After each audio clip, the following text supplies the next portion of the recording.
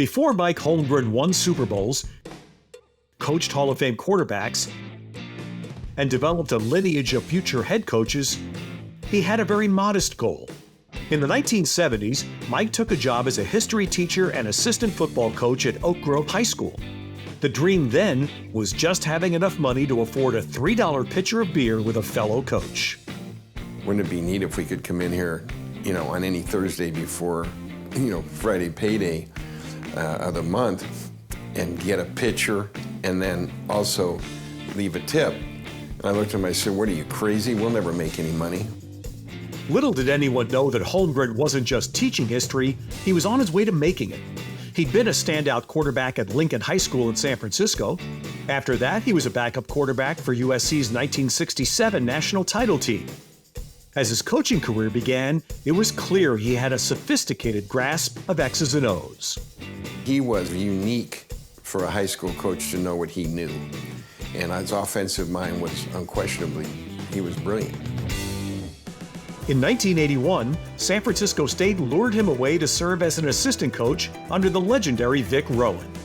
A year later, Holmgren was off to BYU, where he hit it off instantly with the team's starting quarterback. Coaching so much is about being seen, and if you feel as a player that you're seen, it inspires you to kind of want to make the coach happy. And I felt seen immediately. Instead of me feeling odd, like I was a scrambling quarterback, or odd that I was lefty, he kind of said, no, lean into it. Lean into what you think is odd is what makes you great.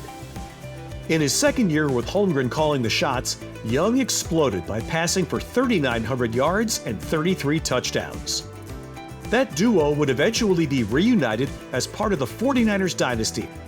In 1986, Holmgren joined the Niners as their quarterbacks coach, and his duties eventually expanded to offensive coordinator. This put Holmgren smack dab in the middle of the Joe versus Steve quarterback controversy. We would get the game plan on Wednesday morning. I noticed that whenever Bill or Mike asked questions during the installation, Joe would always have the answer. And I was like, we just got it. How did he have the answer? Finally, after some frustration, I went to Coach Holmgren. I go, Coach, is Joe clairvoyant? He goes, no, I faxed it to him on Tuesday night. I said, well, then fax it to me. With Holmgren's guidance, Montana won 2 MVPs while the 49ers captured 2 more Super Bowls. That success made Holmgren a coveted name on the head coaching market, much to the delight of his old friend Bob Lamont, who was now his agent. A once mighty franchise that had fallen on hard times, the Green Bay Packers were looking for a savior. They put their faith in Mike Holmgren, who raised eyebrows by filling his coaching staff with virtual unknowns.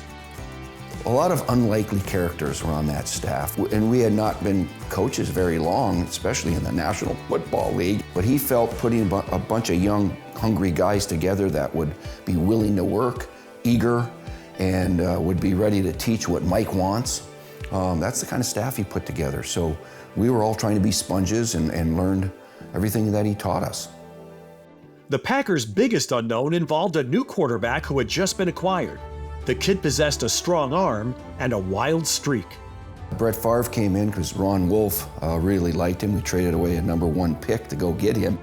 And he was really, should I say, rough around the edges? Raw, gunslinger.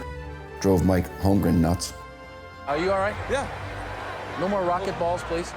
But in no time, Holmgren did for Favre what he had done for Montana and Young. By 1996, the raw gunslinger blossomed into the league's MVP. That's the year the Packers won the Super Bowl, the first time since Vince Lombardi was coach. Mike Holmgren is the man who put the title back in Titletown. The Vince Lombardi Trophy is coming home. When he came to town, he lit the spark. So winning another Super Bowl, the Super Bowl that has Vince Lombardi's name on it, are you kidding me? It meant everything to Mike and to his teams and to the Green Bay Packer organization and fan base. I love that there's Mike Holmgren Way in Green Bay, Wisconsin.